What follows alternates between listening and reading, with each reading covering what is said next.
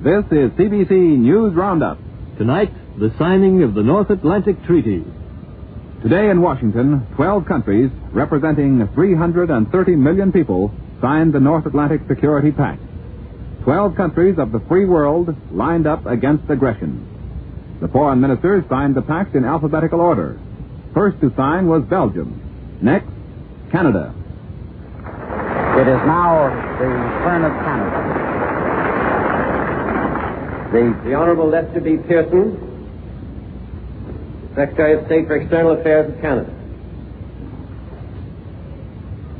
Also, Ambassador Hume Long will sign the treaty.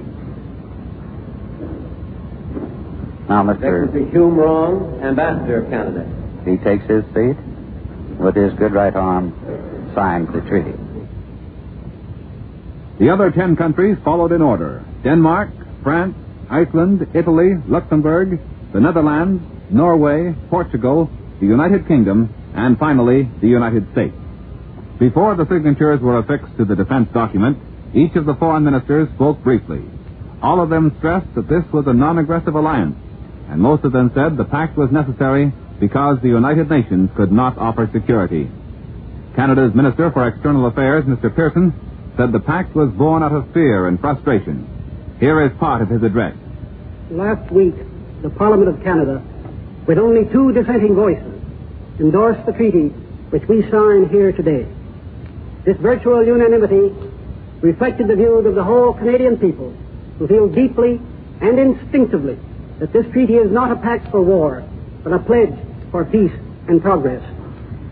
The North Atlantic Treaty was born out of fear and frustration. Fear of the aggressive and subversive policies of communism and the effect of those policies on our security and well-being. Frustration over the obstinate obstruction by communist states of our efforts to make the United Nations function effectively as a universal security system. This treaty, though born of fear and frustration, must, however, lead to positive social, economic, and political achievements if it is to live. Achievements which will extend beyond the time of emergency which gave it birth, or the geographical area which it now includes.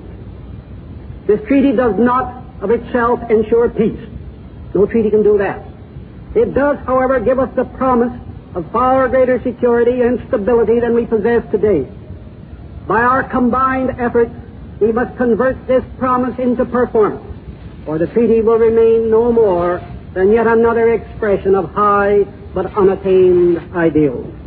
That will not happen to our North Atlantic Pact if each of us accepts the challenge it proclaims, if each of us, with trust in the goodwill and peaceful policies of the others, strives to make it something more than words. We know that we can do this. If it were not so, we would not today be giving this pledge to stand together in danger and to work together in peace. We of this North Atlantic community, the structure of which we now consolidate, must jealously guard the defensive and progressive nature of our league. There can be no place in this group for power politics or imperialist ambitions on the part of any of its members. This is more than a treaty for defense. We must, of course, defend ourselves, and that is the first purpose of our pact. But in doing so, we must never forget that we are now organizing force for peace, so that peace can one day be preserved without such force. We are a North Atlantic community of 12 nations and 350 million people. We are strong in our lands and our resources, in our industry and manpower. We are strong, above all, in our common tradition of liberty, in our common belief in the dignity of the individual, in our common heritage of social and political thought, and in our resolve to defend these freedoms together. Security and progress, however, like peace and war, are indivisible. So there must be nothing narrow and nothing exclusive about our lead. No slackening of our interest in the welfare and security of all friendly peoples. The North Atlantic community is part of the world community, and as we grow stronger to preserve the peace, all free men grow stronger with us. The last speaker was President Truman. Twice he said that the pact would be challenged as an alliance of aggression, and twice he denied it vehemently. There are those who claim that this treaty is an aggressive act on the part of the nations which ring the North Atlantic. That is absolutely untrue. The pact will be a positive, not a negative influence for peace. And its influence will be felt not only in the area it specifically covers, but throughout the world. Its conclusion does not mean a narrowing of the interests of its members. Under my authority and instructions, the Secretary of State has recently made it perfectly clear that the adherence of the United States to this pact does not signify a lessening of American concern for the security and welfare of other areas of the world, such as the Near East. The step we're taking today should serve to reassure peace-loving peoples everywhere and pave the way for the worldwide stability and peaceful development which we all seek. Twice in recent years, nations have felt the sickening blow of unprovoked aggression. Our people, to whom our governments are responsible, demand that these things shall not happen again. We are determined that they shall not happen again.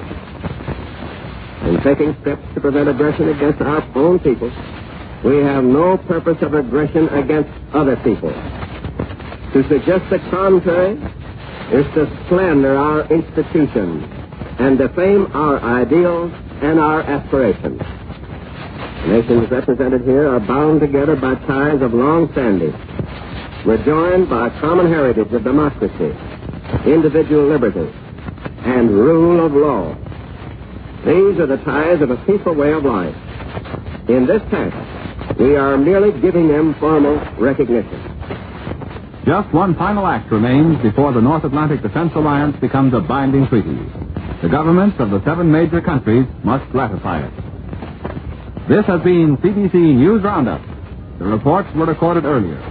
CBC News Roundup will not be heard tomorrow night, but will be back on Wednesday at the usual time. Bill Reed speaking. This is the Trans-Canada Network of the Canadian Broadcasting Corporation. And from April 4th, 1949, that's the CBC radio coverage of the creation of NATO.